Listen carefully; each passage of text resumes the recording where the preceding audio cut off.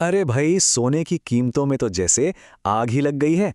मतलब एक ऐसी जबरदस्त तेजी आई है ना कि बाजार के बड़े बड़े एक्सपर्ट्स भी हैरान हैं।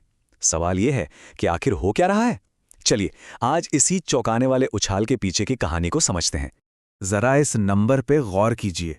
सिर्फ एक दिन में 4% से ज्यादा का जंप।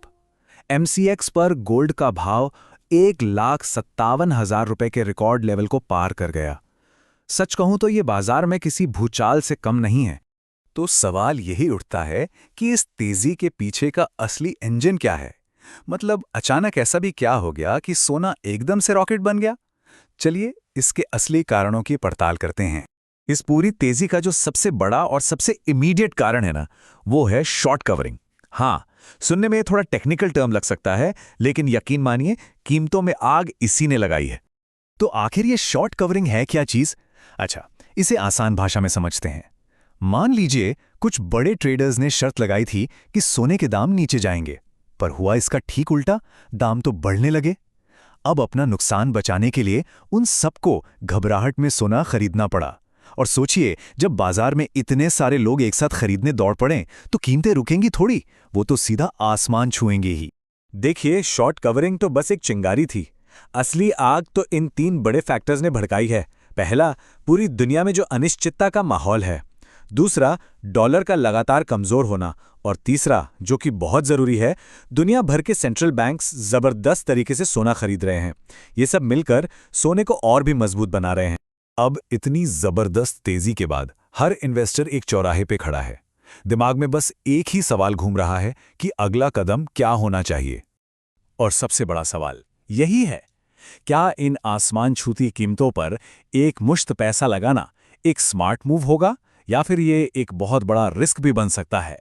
तो फिर इस कंफ्यूजन से कैसे निकला जाए? चलिए, अब एक स्मार्ट स्ट्रैटेजी की बात करते हैं, जिससे इस तेजी का फायदा भी उठाया जा सके और अपने रिस्क को भी कम किया जा सके। यहां पर जो सबसे स्मार्ट तरीका है, वो है बाय ऑन डिप्स, या कह लें स्टेप बाय स्टेप इन्वेस्टमेंट। मतलब सारा पैसा एक साथ लगाने की गलती बिल्कुल नहीं करनी है।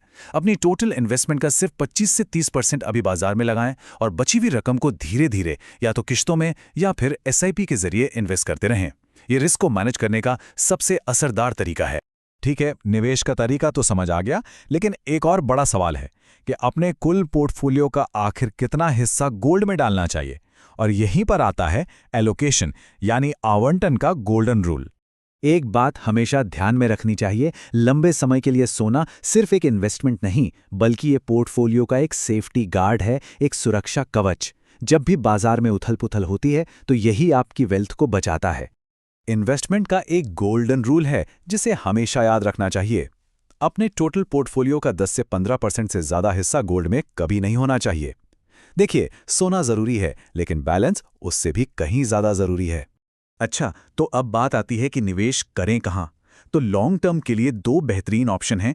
एक है गोल्ड ईटीएफ और दूसरा है सॉवरेन गोल्ड बॉन्ड, यानी एसजीबी। ईटीएफ का फायदा यह है कि इसे जब चाहें खरीद बेच सकते हैं, लिक्विडिटी अच्छी होती है। वहीं एसजीबी में सरकार की गारंटी तो है ही, साथ में ब्याज भी मिलता है। हाँ, इसमें एक लॉक इन पीरियड जरूर होता है। तो आखिर में ये एक बड़ा सवाल हमारे सामने है, सोने में आई ये चौंकाने वाली तेजी क्या सिर्फ पैसा बनाने का एक छोटा सा मौका है, या फिर ये ग्लोबल इकोनॉमी में आने वाले किसी बड़े तूफान की एक गंभीर चेतावनी है? सोचने वाली बात है।